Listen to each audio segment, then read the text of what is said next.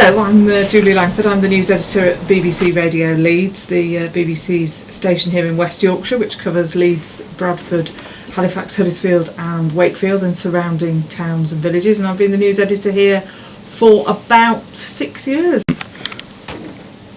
Well, looking back, I was always interested in radio, and I was also always interested in writings. But I say that, from the advantage of looking back. At the time, I did a very general arts degree, literature, theatre and art. And after that, found, as people who do these sort of degrees do, that I couldn't get a job. So in those days, of course, this was about 100 years ago. There were no internet. So I went into Wood Green Library in London and with a heavy heart was looking up postgraduate diplomas in education when literally the directory fell open at postgraduate diploma in radio journalism. Well, I thought that's much more the ticket.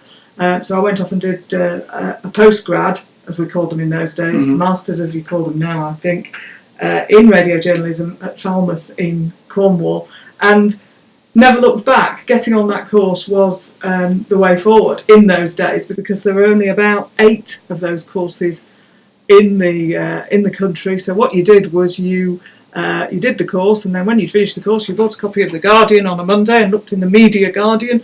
Ah, yes, local radio journalists. I'll apply for that job.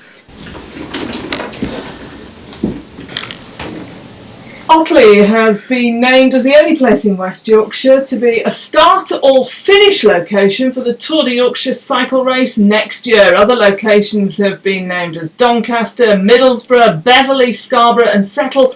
The full route of the 2016 race won't be revealed until December. BBC Radio Leeds News at 10:10. I think radio is the perfect fit for me because it's not as...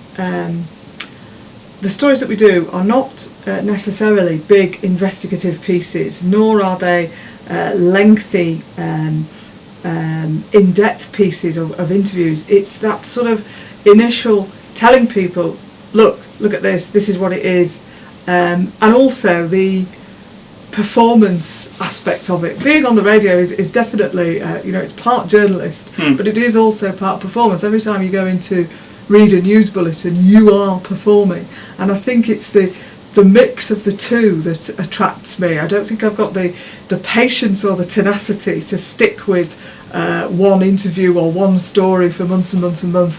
I like the idea of radio in its purest form, where you can hear of something, get wind of something at say 2 minutes to the hour, make a phone call, write some copy, get it in the bulletin.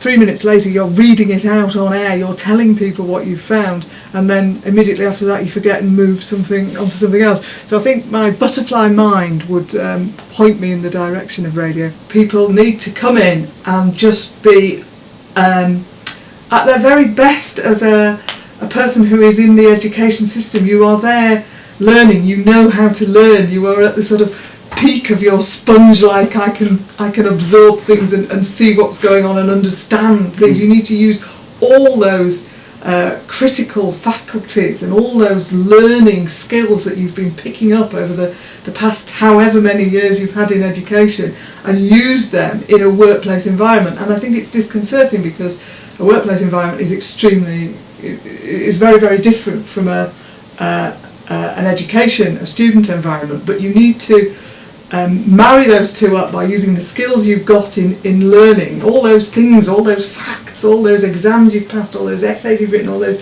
pieces you've learnt. You need to be bristling with that kind of right then, I'm going to see what's going on here, so that when somebody like me says, oh, can you just